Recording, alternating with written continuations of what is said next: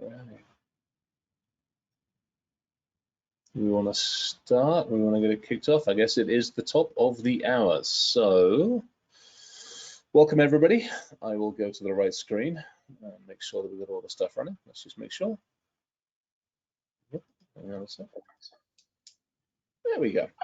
All right, welcome everybody. Monday morning, or at least Monday morning in this general neck of the woods, Monday afternoon, Monday evening, and almost Tuesday morning in some parts of the world. Good day to a conversation that we will be having with some amazing panelists who will introduce themselves in a second. How government is supporting secure teleworking, brought to you by the folks over at Wiser and a couple of us on here. You should be able to see our pictures, and everybody say hi. And with that, yeah, everybody waves and says hello. I will bring up the panelist screen and I will let everybody introduce themselves and we will start. I think let's start at the top left. Rishma, if you'd like to say hi, and then we'll just keep going from there. Good morning or good afternoon, everyone. My name is Rishma Kimji. I'm the IT director here at the City of Reno in Nevada. Michael, go Good for it. afternoon. Good morning. Welcome. My name is Michael Stebbin. I am Chief Information Officer for the City of Pittsfield, Massachusetts. Jenny. Hi, I'm Jenny Hederman. I'm statewide risk counsel for the Comptroller's Office in Massachusetts. Carl sitting there in his Michigan top. Yep, and Carl Wilson. I'm the Chief Information Officer for Genesee County, Michigan. It's TJ. And I'm TJ Fields, the Chief Information Security Officer for Oakland County, Michigan. Good. Nice to see everybody. Thank you very, very much for everybody joining. We also obviously have others on the call. Obviously, we've got a lot of for Gabrielle on this one and for Rich behind the Wiser team who put this on and put this together and basically got us all in the same place at the same time. So what I'd like to do, we're going to obviously have a bunch of questions and I'm watching the Q&A stuff. So we've got a bunch of questions we're going to go through that we have officially. We'll try to bring in some audience questions. So if you guys have questions, chuck them out to the Q&A side of the world. What I'd like to do though is set the scene a little bit, because obviously we're talking about, the changes that we've seen, the government supporting teleworking. But if we take a step back and go, where did we start? Where is this? I just realized I got bits of tea on my beard. And if I'm on the right bloody screen, there we go. So let's take a brief look at where we were, not just as an industry, but globally within IT, within InfoSec, as where we were before all of this shenanigans hit in the last couple of months. We were obviously facing a lot of challenges in information security and in IT as a whole. And some of the notes and some of the stats up on it kind of really bring that to light, which is where we look at, the global mean time to identify a breach. In other words, somebody's already on the inside. How long is it taking organizations to find out? And then when they have found out, we're another 70 days. Obviously, phishing was a huge issue, and potentially from all the conversations we've had, it definitely is still a huge issue. The data breaches, the material damage, and then the cost of a breach. The big one for me that we'll touch in a little bit on this conversation is the amount of data that we seem to still be losing. How many records, and that's a global number. How many records that we're losing on this one, and then the chances of a data breach and everything else. So I think it's one of those where, setting the scene as to where we were, and then now let's take a look at where we've gone. So to that point, obviously, here's the background. Obviously January hits, February, everybody seemed to start waking up, and all of a sudden we were in this, we have to distance. We have to separate ourselves. We have to put both physical and electronic separations in place for the good of each other, definitely. I think one of the biggest things for me is as we look around what we've gone to, it isn't I'm distancing myself for my own sake. So I'm distancing myself because potentially if I have something with me, how do I stop passing it on to somebody else? So, we've gone to the distancing side, and then we hit the new reality, which is we always joked about the Dilbert, the Scott Adams telecommuting, but that has almost become our new reality. Hopefully not quite as extreme as that one or the day 35 on quarantine. So with a brief bit of background on this one, let's have really the opening question. And if you don't mind, I will do ladies first. And Jenny, please feel free to chime in. How is everybody handling this? So it's, it was definitely a shock. We had been watching this for a while in our risk office. Once it started brewing in China, we figured it was just a matter of time before it started spreading, which is unfortunately what happened. So we were talking about that internally as part of our kind of risk management and cybersecurity role that we were doing. I think the biggest thing that we really was successful for us was coordinating and collaborating with our IT staff. We have a really good relationship. We work with them daily, but really ramping them up early in the process. And the other successful thing was our leadership was very supportive of looking at this as part of risk and IT. So we were able to hit the ground running a little bit earlier than some of the other state departments. And because we were doing that, other people started focusing on it also. So I think Nice. the leadership was really helpful in that respect. Any other thoughts on this one? Please feel free to chime in. So Yeah, this is Rishma. Sorry, Jenny, didn't mean to interrupt. No, go ahead. I follow along with Jenny in the sense that we had really good and strong leadership. We have a strong mayor here in the city, and our mayor was very proactive, worked closely with the governor's office. We shut down 4 weeks ago, and the IT department had already been working towards creating more digital workflows for our staff. And so with the timing of it all, it kind of pushed us forward to roll out new features and new functionality, but we already had the foundation set. And so the transition to work from home was not as chaotic as we thought it would be. Most of our issues came from folks not having the desktops or laptops or tablets to be able to work from home. And so we had to do a lot of negotiations with the state when it came to our public safety staff working from home, so with our J-Link and CJIS information, but with the great partnership that we have with the state, we were able to move a lot of things moving forward. So physically, things have been really good. Mentally, you know, it's everybody trying to wrap their minds around working from home. Rishma, that's an interesting point. When you were talking about like desktops and laptops for people, is that primarily IT or InfoSec, or is that across the governmental side of the world? You cut out. Sorry, can you hear me now? Totally. Perfect.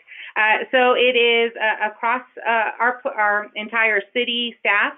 Nice. So, you know, we have staff that had some tools, but the departments that really started pushing their folks to work from home didn't have the infrastructure to be able to do that. So there was a lot of running to Costco and Sam's and Best Buy and picking up laptops. And trying to ensure that we're picking things that were within our list of commodities, because we have the drivers and we have the tools necessary to image them right away.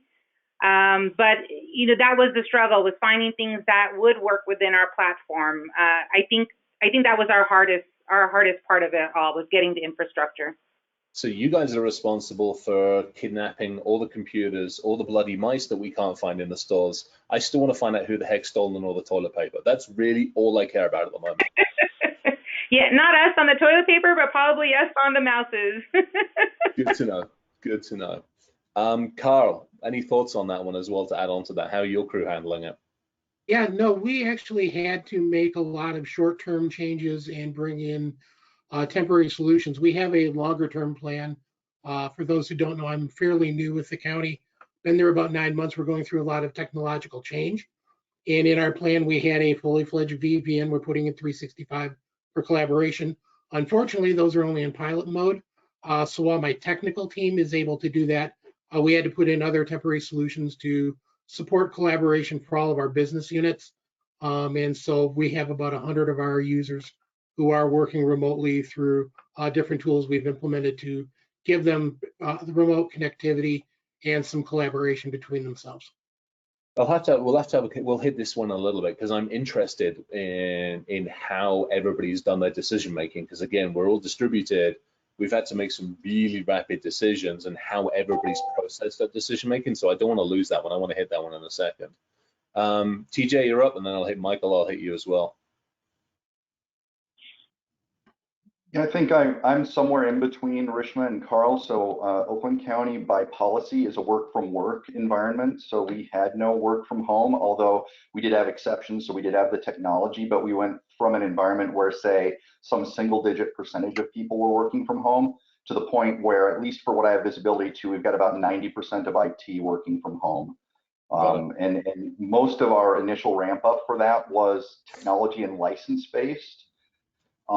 But I think one of the things that has really caused our decision making to gel and keep everybody informed is we have daily stand-up meetings, and it's not just IT stand-up meetings, it's countywide staff stand-up meetings. You have all the councils that come and give their 5-minute updates, and then that gets distributed through the leadership teams. That's been really, really helpful. Michael, what you got? How are you guys doing? How's everybody handling it? So we're doing absolutely fantastic. Through Mayor Linda Tyer's leadership, she made the decision very early on to start prepping for work from home. You know, from an organizational perspective, I would love to tell you that in the year 2020, I'm like the city's 15th CIO or something like that. I'm not. I'm number one, the very first. And well, congrats. That's where it goes back to leadership. This mayor had the insight back in 2017 to take technology very, very seriously and create this CIO position.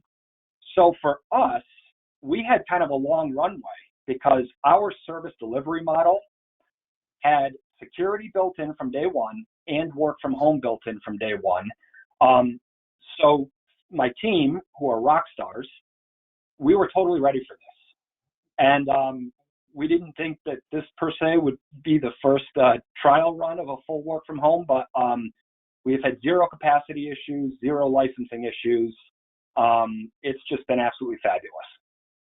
Nice. That's actually really nice to hear. So you should be able to, so that should make this next one fairly simple. But again, I'm going to go back. We'll do ladies first, if you don't mind. Jenny, I'm intrigued from a challenges standpoint. What are you guys still facing? What's on the hit list still? I think the biggest challenge right now is we've deployed almost 100% of the computers that we need for our 100+ staff. So we're pretty much fully virtual. We have some people still going into the office to get mail because our transactions with the state accounting system and payroll system, we still have to run the whole financial system. We still have mail coming in. From a technology point of view, we do have some people that have bring your own devices, and we're determining whether or not we have the capability to swap those out for office equipment. So we're going through that. And the next challenge that we're working on is kind of the second phase of the security, which is now evaluating all the equipment that's out there to see, does everybody have secure Wi-Fi? Are their patches up to date? And they're looking at technology to be able to do that remotely, which is really exceptional. Our comptroller, William McNamara, has really been supportive of building security and risk into all the considerations. So we do have stand-up meetings that include everybody from senior staff and all the managers. So we're getting a really bird's eye view of what's going on day to day. So the biggest challenge I think now is kind of now that we're stable with our technology, looking at the security and the maintenance on an ongoing basis, and then building in the continued operations and smoothing that out, because we're doing critical work now and we're slowly adding in the other types of priorities that had been on the list. All right, so I'm actually going to ask a really good question that just came in from Aaron, which is how are you keeping track and how you, and this is actually something for everybody, if you can all address this, this would be really cool, which isn't just what challenges do you have, how are you tracking those challenges and making sure that as little as possible falls through the cracks given the situations that we're in? Jenny, go for it. I'm interested. Sorry, yeah. We're really pushing, trying to keep minutes of meetings and tracking all the different issues that come up. We have a RTC tracking system, so everything comes in, gets logged, and each of the managers are keeping track of how they are building solutions, both internally and then all of the 150 departments that we're supporting. We're keeping track of all the, through our help desk, all the different issues that are coming up. They're tracking it all through there. So since we had gone through the stimulus years ago, we had gotten really good experience on how to deal with this type of crisis. So we're resurrecting a lot of the work that we had done there and building those controls in. Nice. Anybody else want to have a talk on this one? I'll open this one up, definitely. Yeah, this is TJ. I think to branch off of that, we actually do have a fairly robust set of minutes that come out of those daily stand-ups that we can kind of tie back to in terms of being able to say, hey, we made this compromise, this whatever. So let's hang it here and let's review it later. So that, again, to the question, how can we go back and make sure that we either unwind or more fully vet some of the things that we might have brought in an urgent basis? Yeah, that's the big one, because I mean, it's like it's the same thing with like incident response. You go in there, you have to be very quick, reactive in some instances, but you've got to be ridiculously good on documentation to make sure that when you do go back and basically put it into a process or a control that's long term, that you don't actually leave anything behind. Is everybody else feeling the same way as to how they're tracking all that stuff? Yeah, so at the City of Reno, I would actually say that we aren't looking at things as challenges anymore. We're starting to look at things as opportunities. The first couple of weeks where staff were panicked and chaos and trying to get up and working, we have now started to look at ways to streamline some of the manual processes. So now we're actually looking at how do we take these opportunities, do some analysis on them, because we need to start framing our conversations to how are we going to work with the new normal as it comes up, and recovery is going to be part of that. And so we want to look at what are our legacy workflows, how do we push those to the new workflows, and then what technologies do we already have that we can leverage. And so we are trying to reframe the conversation because we feel that staff, as they're now settling into working from home, they now have opportunities to look at what do they do in the office that they can't do at home anymore, and how do we get them to be able to do them from home. So we're really trying to spin things a little differently than calling them challenges, and making sure that we're able to look at those kinds of things. And when it comes to keeping track of the risk and security items, again, it's we had a good process in place when we got new laptops and such things like that. So we inventoried them in our help desk management system. We call them COVID laptops or COVID devices so that we can go back and search for all those. But because we try to keep things within the same commodities, so type of laptops, brand of laptops, we were able to, throw images on those very quickly. And with that came all of the antivirus programs and the help desk programs and things like that. So we did try to put some control at the beginning of the process instead of just trying to do things willy-nilly. Got it. Nice. That makes a lot of sense. Carol or Michael, any thoughts on challenges we still have, and then basically how you track in any of the issues? Yeah, so for tracking the issues, I mean, some of the challenges we have is our user community is not used to working remotely. So we have some challenges in implementing new tools and trying to help them through the use of those tools. And again, even some of those are having capacity limitations from the vendors just due to all of the activity that's going on. We are tracking things. Luckily, I have a cybersecurity manager who leads all of my technical teams. And so he is, certainly scrutinizing and implementing all of those technologies with his team and keeping good track from that side. And then I have a business process that we're mainly using our help desk software and tickets to drive that. And then the manager in that area is also really keeping a solid track of the technologies we deployed and who we've deployed them to. So through that union of the business process side and our cybersecurity and technical side, we've tried to keep good control on everything that we've done to address the short-term issues and then truly what we're going to drive to longer term. Nice. Okay. Michael, what you got in the drawer there? So first of all, Rishma, I'm going to mail you like something nice. Of course, after social distancing, and we're not so worried about germs and all that anymore, because this is an opportunity. This is an opportunity to department by department look at our workflow processes, and any organization will benefit as a result of really looking at what we're doing, stop, push pause, let's step back and can we do that just a little bit better? And whenever we take time to ask ourselves that, we win as an organization. So again, because our service delivery model was already there, we're in really good shape. Rishma mentioned, imaging, for example. So when we got some new machines, we were really able to turn those around very quickly. But again, I don't have a ton to interject, but opportunities, and everybody should be stepping back at this point and looking for them because they're out there. Okay, cool. So some good answers. We're getting some really good questions coming in, and I'm going to hit them as we start to work through some of these things. So again, from what I'm seeing, realistically, everybody spent the first couple of weeks, for the most part, going in a very reactive mode.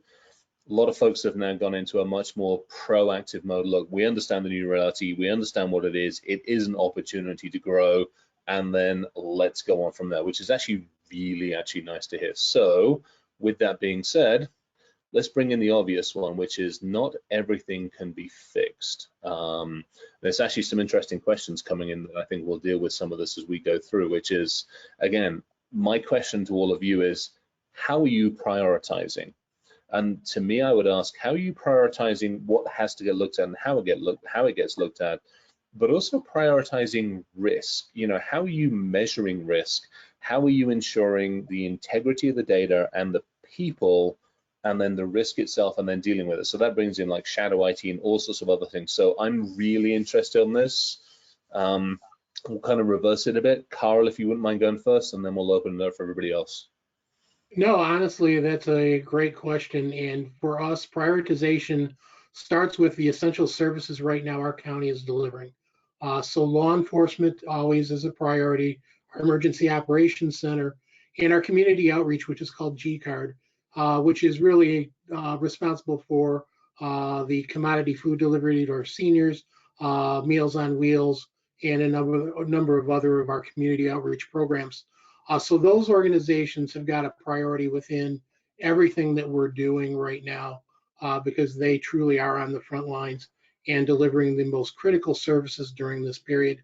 We are supporting all of the other business units as needs arise, and we have been able to manage the flow so far fairly easily.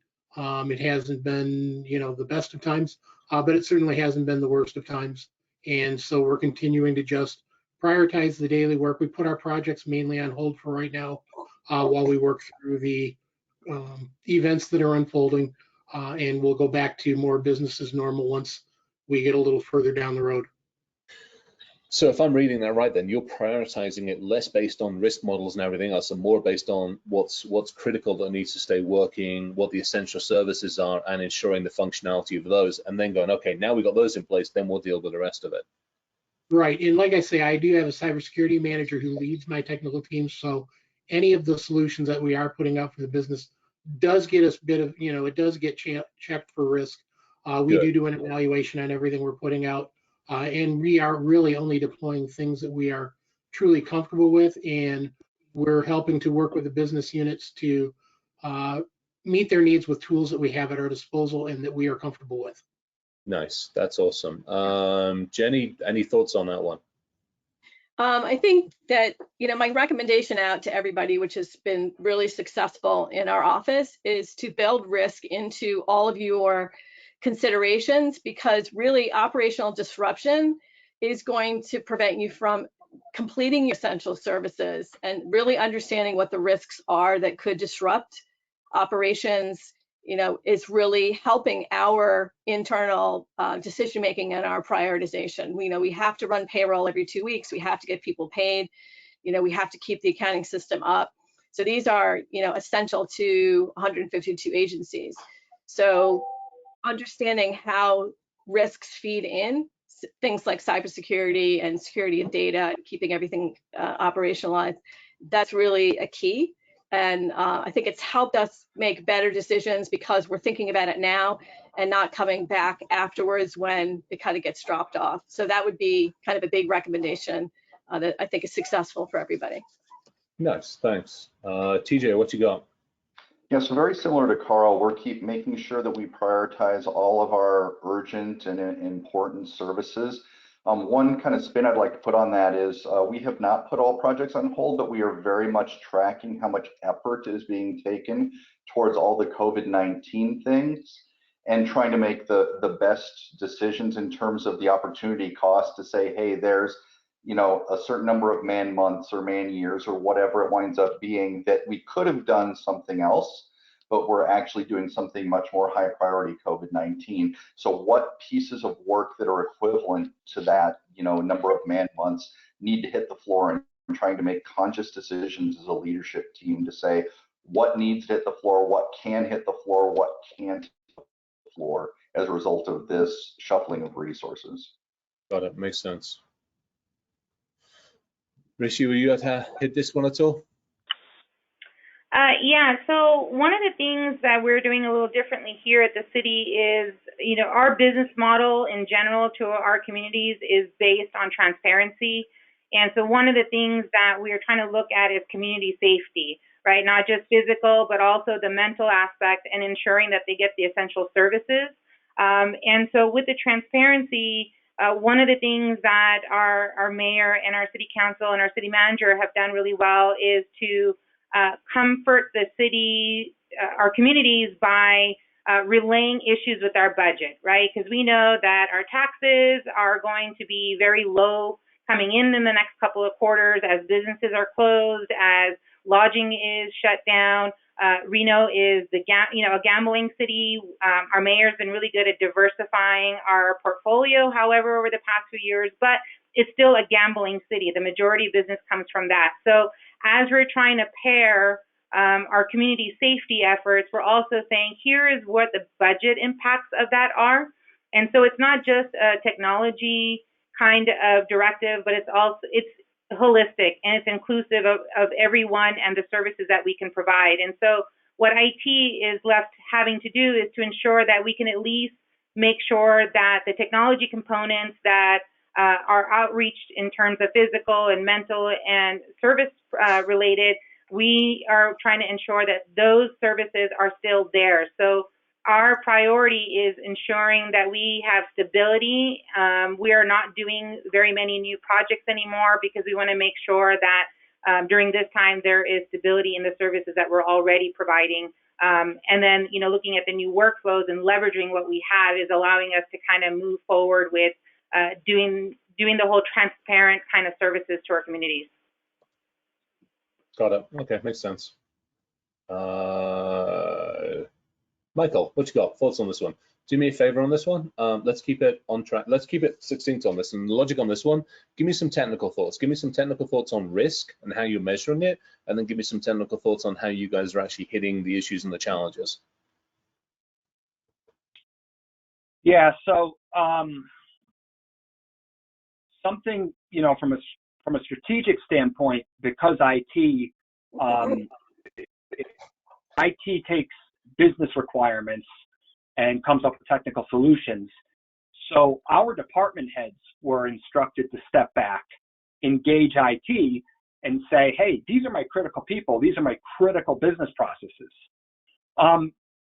From there, it was just a matter of getting people ready and getting people trained to work from home. And thankfully, we already had the technical documentation in place because end user training is a critical component of all IT strategies. So we were ready with that from the get-go. So for us, I guess the challenge was coming up with solutions for those instances where you have to be hands-on. You have to touch a piece of equipment. You have to print. And it's again, we've asked people to prioritize that, and we respond based on the priority that we're given. And we've come up with some really cool workarounds. What are you guys doing? Give me some examples, because obviously the audience is starting to ask them. So give me some examples. Let's take this from 10,000 foot high and fluffy, and this is for everybody. Let's take it from 10,000 foot high and fluffy. Let's give people some cold, hard examples that folks can use. Yeah. So paper workflow. How do we get it to electronic forms? Yeah. That's a doozy. So in some cases, we've quite simply just used email as an approval process. So I've got a request, I'm sending it on to the approver. The individual types approved and forwards it on. For some business processes, that works. Yeah. For others, the workflow is more complex. We're actually looking into standing up Microsoft Forms. We're not there just yet. We're waiting for the license to come in, but that's going to be our next step for more technical workflows. And then from there, an opportunity has been created for us to get into like a forms.com, because I do not think this is going to be the end of this. Right. So, there are some really complex workflows, like the slide says, we're just not going to be able to fix right now. Okay, no, that's appreciated. And that I think is the perfect answer. We can't fix everything. And here's how we are fixing things. So, I mean, if I take a step back, TJ, I'm going to hit you with this one. We talked about risk and risk assessment. What are you using to measure risk on this one? Give me, I mean, obviously a lot of us have used DREAD model, threat matrix model. What are you guys using to effectively and rapidly measure risk and go, here's what we're accepting and here's what we don't like and here's what we're going to do to change it? Yeah, so we have our own internal risk measurement capability. To the extent possible, we're running it through that, although I'll admit with the rapidity with things hitting us, some things are more of a gut call. Hey, this is too risky, this is not too risky, and then you concentrate on the ones that are near the borderline as to whether they go above the line or not. But to leverage off Michael's answer, right? So there are some very simple processes that we've taken to just email approval, like timesheets, things like that, right? Some things that we had very, very paper-based processes that we're saying, why are these things paper-based anymore, right? And I hope to retain some of those going forward. Okay. That we've solved those things, but in general, the way in which we are assessing risk is much the same as we were assessing risk before. It's just that the types and the velocity at which they're hitting us are different than they have been in the past. All right, so I'm going to hit the next question, and we're going to get into some more some of the questions that are firing in. So obviously, once upon a time, as best as we can. We lost TJ. There we go. Once upon a time, as best as I'd like to assume, all of my data was being looked after by everybody relatively well, as best as we possibly could. But we had, arguably, a little bit more control over it because we had people on the inside, we had people on our own systems. Now, as a lot of people in the audience are actually starting to ask questions, quick show of hands, how many of you are having to deal with individuals inside, not necessarily IT or InfoSec, but inside the business that you're dealing with that are working on their own personal devices? Quick show of hands. Splendid. And they're working on their own home networks. Yep. So, Jenny, if you don't mind, I'm going to hit you first with this one. How are you dealing with my data being on employees' own personal devices? Right. So that's kind of part of the secondary review that we're doing for security. And our IT team is going to be really working with each of the individuals who has their bring your own devices to make sure that they have all of the security patches up to date, their operating systems are up to date, they have malware and virusware, and that's until we swap it out with office equipment. But we also have data policies that they're being reminded of how to manage the data, and most of the security things we're trying to roll out and then teach the employees how to maintain it in a secure way. So let me ask a question on that one. I got sent home, let's say 3 weeks ago. I walk in, I'm sitting on my own personal computer. How am I getting into work on my work stuff? Am I going in through a VPN? Am I going in through like a remote, like a Citrix remote desktop, or is it stuff and email is coming to my own personal computer? No, it's we're requiring it's all through VPN, and our statewide Executive Office of Technology had worked really hard to have a new VPN come in statewide. So we have an older version and a newer version working in tandem, and just for broadband and access. So now that's operational. So we're expecting that everybody is coming in through Business VPN. Okay, got it. Reshma, give me your thoughts on this one. Again, you guys are fairly well scattered now. So again, my data is on somebody's home computer. How are you managing that? And then, by the way, if all of a sudden in the middle of this, I'm like, I'm done, I'm going to go look after koalas in outer Mongolia, how do you deal with getting my data back from that computer? So we're G Suite customers, so we love the Google platform. So we have instructed everybody to do their documentation, their Excel, all those different components in the Google Drive infrastructure. So we are seeing not as many people using VPN. Our folks that are using VPN are ones that have to remote into their desktops for particular workflows.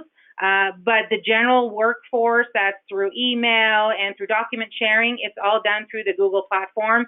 And so we're able inside Google to do analytical reports and see how people are transacting with their documentation in the platform. One of the things we're looking at, or that we saw, was the first week where we did go work from home, people were adding more files and new files into their G drives or their Google drives at a very larger rate than normal. So what we saw is that as people were ready to work from home, they were taking their desktop files and sticking them into their G drives. So we are really impressed that people are taking to that Google platform and using it as part of their working remotely. Got it. Okay, that's appreciated. Thanks. Carl, slightly different question for you, if you don't mind. Sure. As people, what I'm trying to do is get everybody into this, where's my data, but I'm also framing it. If you guys are noticing, we're getting a lot of questions, really freaking good questions in for people. Here's my thought for you, if you don't mind. Day one, I got sent home. I'm sitting here at my kitchen table and I've got my computer and I've got my phone and I don't know what the hell I need to do.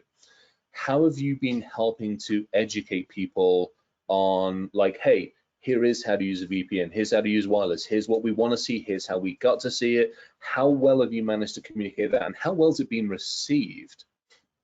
We've had very good success. So what we had to do was to roll out a tool that allowed people to use their personal devices to connect back into the office to their work device and basically run that remotely as they would be sitting in the office, because we did not have our VPN solution fully deployed at the time. In that process, we do not allow people to download data to their personal devices from that. That was explicitly blocked. What we did do, though, is as we set each user up, we gave them a user guide for the use of the product. We gave them Wiser's guide to remote work best practices. And again, we have coached them through the process. We had a meeting with each individual as we set them up to do this, and as we rolled them out. And then we've got the help desk number that they call whenever they have a problem or a question. They can call that number. Somebody will pick that up and walk them through whatever they're dealing with. Nice. Okay, that's really cool.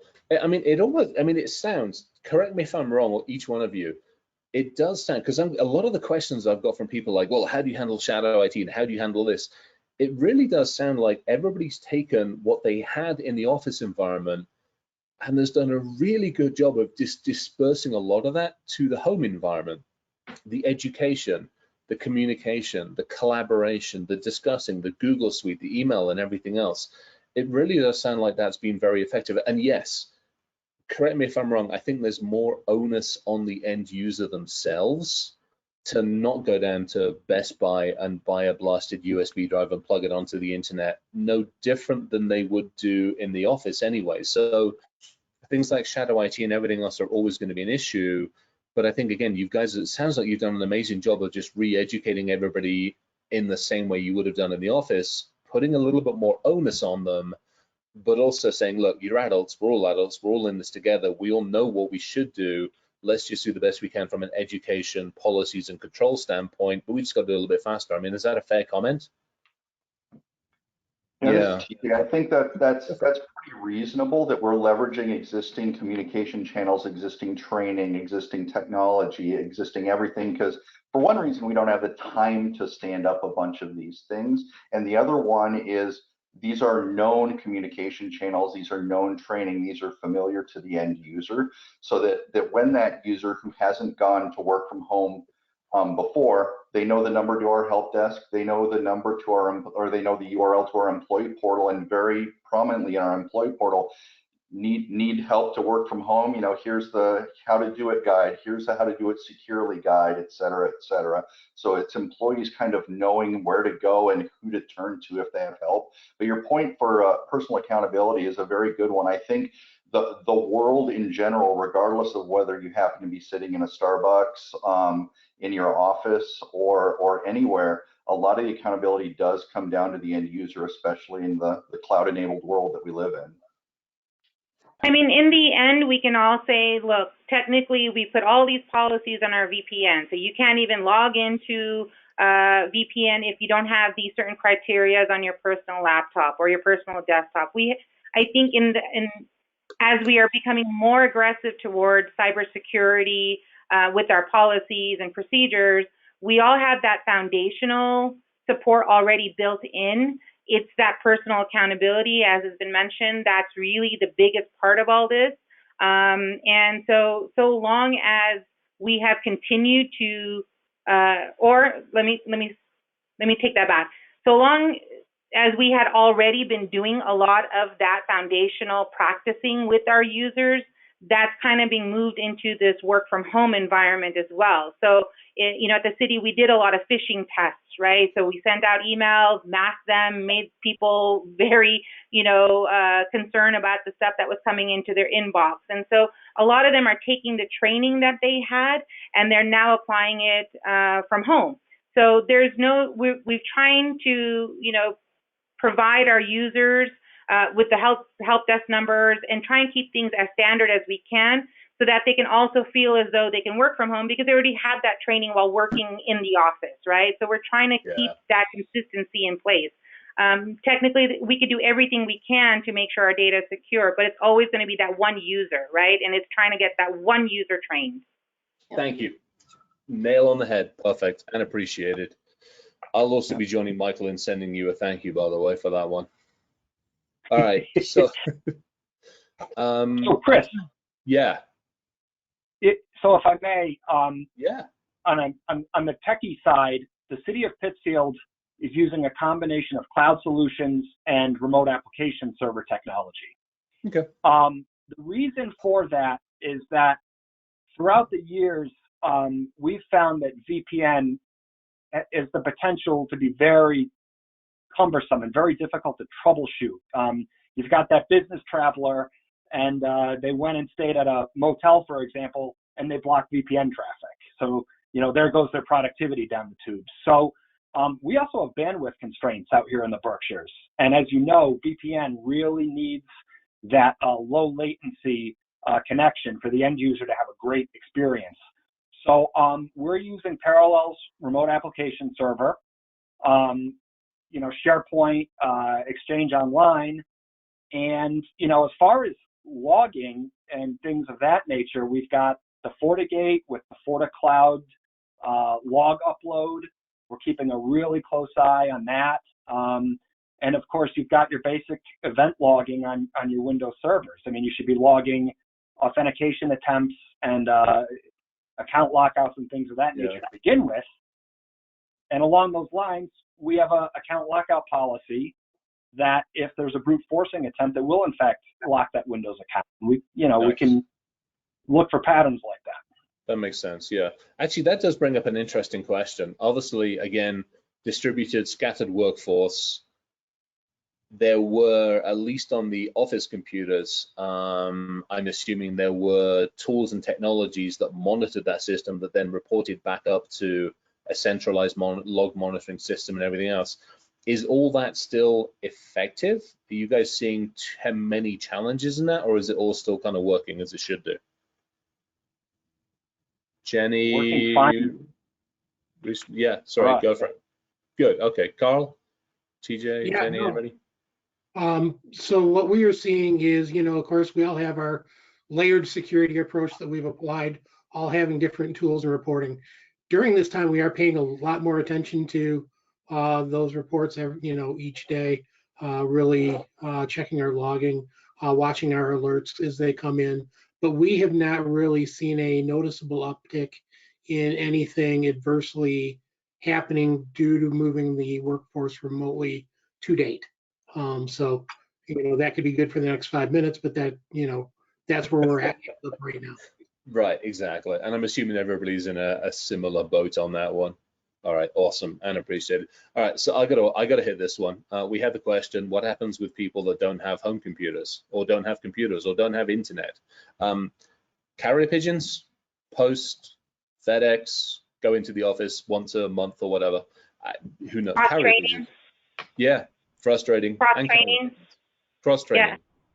Seeing if they could be applicable in other areas, like in public works or in parks and rec, right? So if they were an office worker, can they be utilized elsewhere to do other types of audits, like field audits and things like that, where things can still be paper and pen? But, we want to ensure that people are still gainfully employed. We want to make sure that they can work through different workflows and give them opportunities to learn other things. So it's a challenge in itself, right? Because we can't just say, hey, go from the work and now go outside, or, because then outside there are other conditions we need to make sure that they're monitoring, they're wearing their masks, they're being proactive, social distancing. So there's challenges or opportunities in all of those different scenarios, but with the cross training, it at least allows them to have the opportunity to continue working, and then maybe find something of new interest to them that they can then take back in with them when they come back to the office. Nice, appreciate it. All right, I'm gonna, in the interest of time, because we're down to like the last 15 minutes, I'm gonna hit the next question. We'll keep on going to it. I'll keep on trying to, everybody in the audience, I will keep trying to answer some of these questions as we go through to them. So, hopefully, let's just put a bit of a glimmer of hope on this next one to some degree. This too shall pass. So I'm hoping sometime before Christmas that the lockdown is actually eventually lifted. You have a distributed workforce. Some of them have had to deal with, kids, dogs, and everything else at home. Others have not. Others have been like, I like this. There's no traffic jams. I'm spending less on petrol. I don't have to worry about getting up and getting fully dressed in the morning, and the benefits are definitely there. What do you anticipate? What are you putting in place and thinking about? And how are you going to handle it when some of the people like, actually, I really want to stay at home? So I'm really interested in somebody's thoughts. Jenny, I'm going to kick it off to you, and then we're going to go kind of on both directions. So I think Massachusetts, in a bunch of agencies and through the governor's office, currently has a work at home telecommute policy that allows people to work at home 1 day a week. So I think that's something that's definitely will ramp up as we start going back into the office. There are a lot of jobs that it's just more efficient if you are in the office. So I'm not sure, that we're going to move to a fully telecommuting environment, but I definitely think we'll be ramping up one that works for the different types of jobs that we have. But that's going to be a work in progress. We have unions, we have so many different types, like all of the government, so many different types of jobs that have to be done. Some can be, are great for teleworking. Some really have to be hands-on and dealing with the public. So I think that's going to be a really big work in progress, but it's something that we've already started implementing. So I think, this has pushed us into everybody believing that now people can work at home. So that's been the one positive of this situation. Carl, what you got for me? So, from our standpoint, it's really an organizational decision that starts from the top. We're run by a board of commissioners. They will make all of the final decisions, but truly it's an HR union department set of decisions that has to be made. The best benefit that I've gotten coming out of this crisis is each department had to publish a list of their critical business services. So now I have by department their most critical business services listed, and so we'll be using that list work with the departments to try to figure out how we automate and really enhance those services, because those are the ones that the county truly delivers, that are required for everything we do. And we'll be using that as a, really a positive point of change moving forward. I don't think we'll move to a big remote work stance, but I do think it'll be embraced a little more than it has been historically.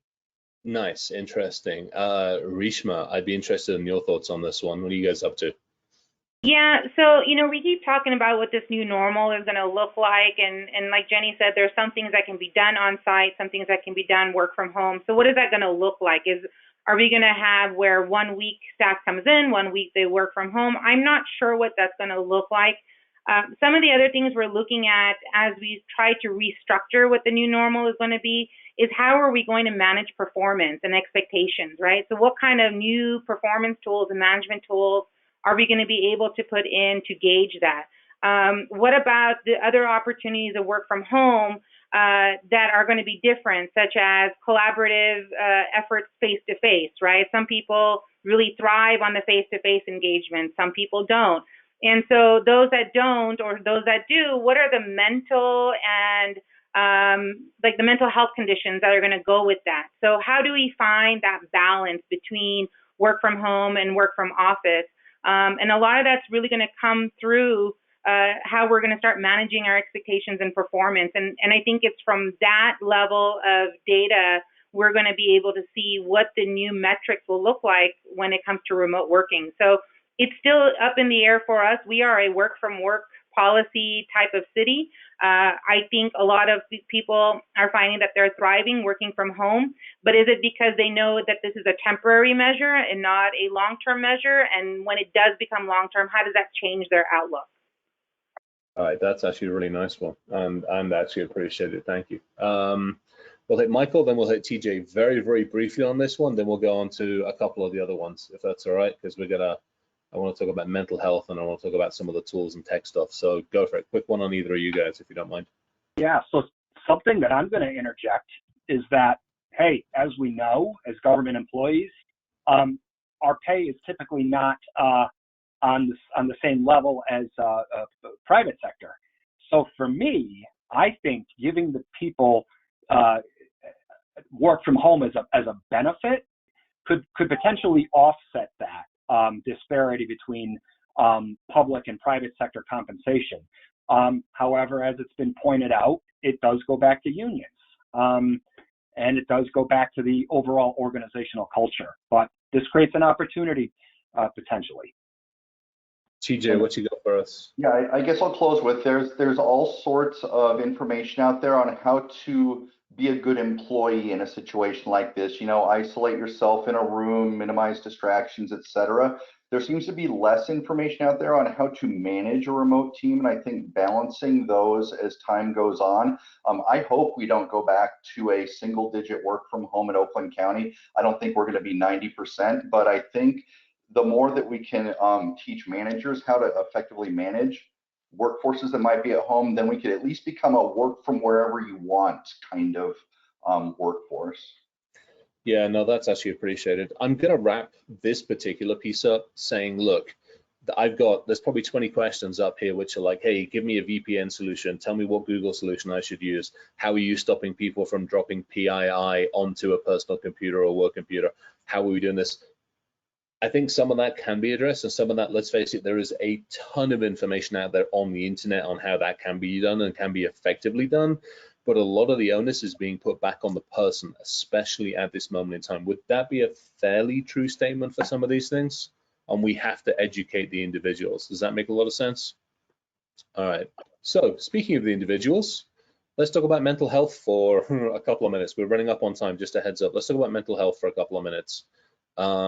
Obviously huge changes, obviously a huge shift in work, personal communication, collaboration, and obviously the world around us. What are you guys seeing? How are you dealing with it, and how are you collaborating with like HR and other teams inside the government sector?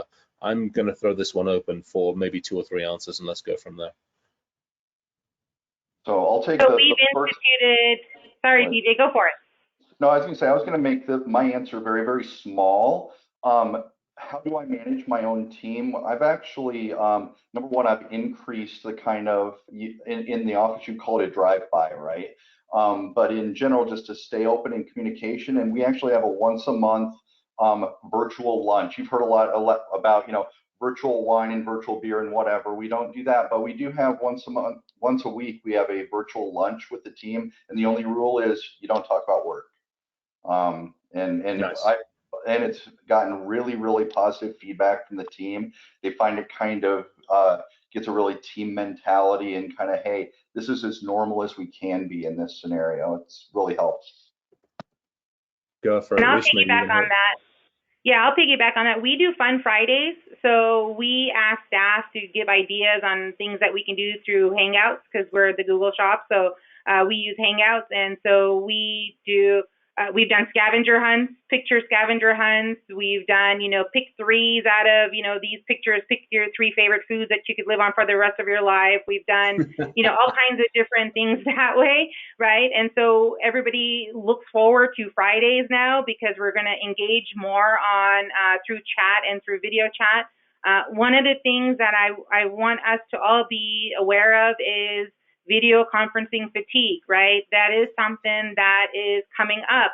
And we need to find that balance between, do we need a phone call for this, or can we just exchange this in a chat or email?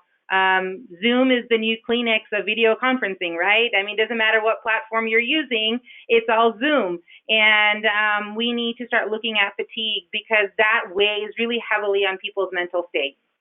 Yeah, good point. Huge point on that one.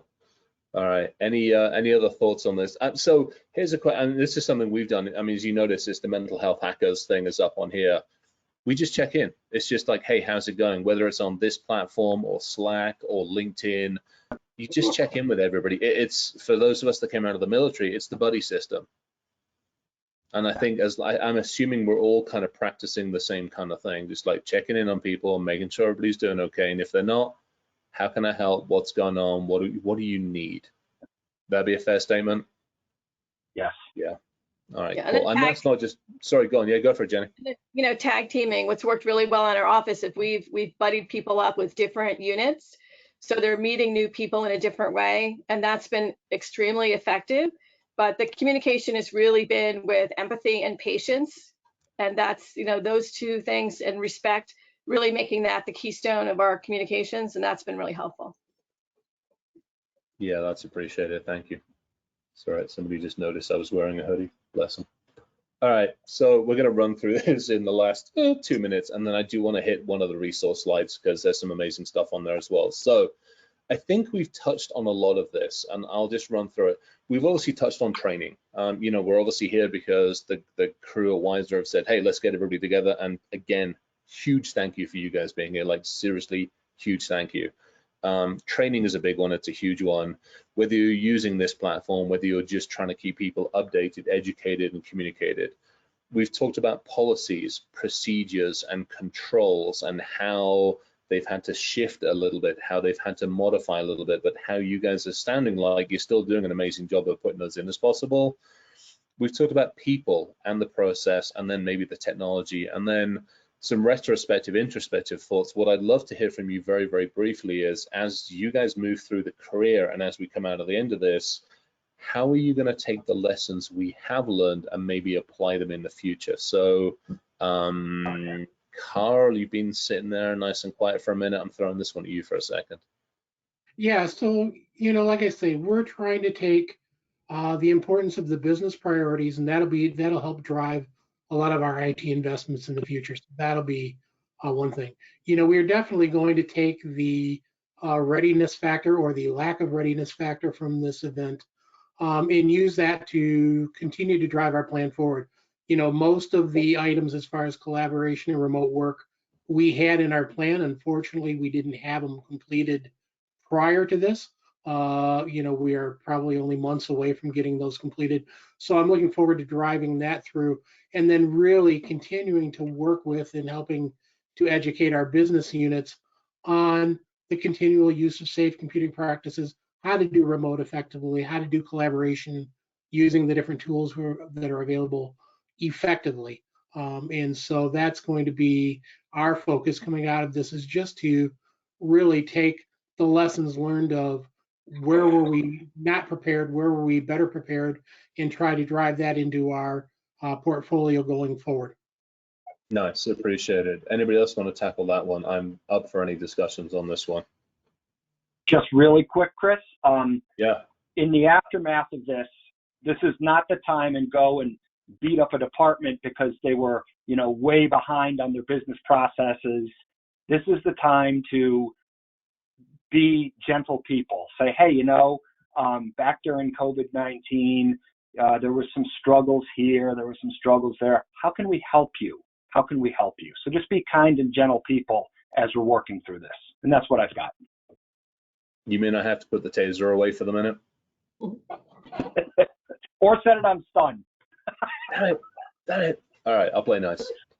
I know we're running up against the top of the hour. And for that, I'll apologize. There is so, we need to do a second one of these. I hate to say this. I'm literally looking at, if you guys have got the thing up, I'm looking at like 20 or 30 questions that we kind of half on. We need to do a number one. We've got to do another one of these, guys. This has been absolutely freaking fantastic. I put the onus, I apologize, but I'll put you on the spot, but I would love to get everybody together again and just keep going on this. I will throw the resources on this one if you guys don't mind. Jenny put some really good stuff up there. If you look, this is obviously going to be available for everybody afterwards. The MA Comptroller stuff, the Cyber Center's got some freaking amazing stuff on it. FTC's got some really good stuff. The Wiser Training stuff's got some good stuff. And if you hit the tiny URL, it takes you to LinkedIn. So there's some great resources out there. This hopefully comes up as another resource. There's like 20 or 30 questions out here that I haven't answered. I'm going to try, I think I'll talk to the guys, I'll talk to Gabriella and a couple of the crew, might try and actually get all of you together, and we'll put like a blog post together with like as many of these answers and stuff like that. So we'll figure it out. We've hit the hour. Closing statements from everybody. And again, as always, I think we will do ladies first, and we will do Rishma. We'll hit you first if you don't mind, and we'll do Jenny. I'm so sorry, Chris. What am I supposed to be saying now? Am I closing saying statement? bye? Whatever you want. Yeah, what is it? Live long and prosper, and basically. Exactly. Yeah, pretty much. Just stay safe, stay healthy, wash your hands, practice social distancing, and be kind. And you can find me on LinkedIn. Awesome. Yes. Find almost everybody on LinkedIn. Jenny, please, final closing statements. Definitely reach out on LinkedIn, but I think it's a great opportunity to really push risk and building cyber and risk into your daily operations. So build that business continuity plan and get your internal controls, redone now. It's a great opportunity to pull this information from staff. Cool. Michael, what you got for us, sir? I hate that a disease, a virus, has thrust us into this spotlight, if you will. But as many have said, it is an opportunity. And when we step back and when we're healing, let's remember that. And let's treat our coworkers as they're our customers. And your dog is really cute. And that's what I've got. Remember, this is an opportunity for all of us. Thank you, everybody. Cool. Carl, what you got? Really everybody just be safe. Please remember to thank your first responders, the healthcare workers around you, those working in the grocery stores. Our gratitude is out to them because, really because we aren't able to work remotely. A lot of us do not have to go into the office much. We don't have to violate the social distance, but there are others that have to. And so anything we can do to support and encourage them at this time. A big shout out to all of them, and because there is one comment I see written, go blue. Awesome. TJ, sir, what do you have, sir? I would just say, remember, I think somebody else said it earlier, be kind to people, assume that everybody is reacting to this in a different way in which you might do it. People might have a lot going on in their lives, and just remember to be kind to others, stay safe, stay healthy, as the slide says. Thank you, IT staff. Yeah, I think that's a huge one. Yeah, the front line is definitely different. Let's face it, the front line used to be, you know, the cabbage gear guys, and it still is to some degree, but now the front line has literally turned into first responders, grocery store, the mailman, and everybody else is keeping the bloody lights running in this entire countries or the country. So, all right, with that, thank you to everybody. Thank you to everybody sitting behind the scenes, to Gabrielle and to Anna and to Rich, to the panelists here. You guys are fantastic. And the audience, good grief. I don't know how many questions I got to, but thank you very, very much, everybody. Absolute pleasure. As I said, stay safe, stay healthy, stay everything, and keep your damn distance. All right, have a good one. Have a safe day. Bye, everyone. Thank you. Thank you. Bye.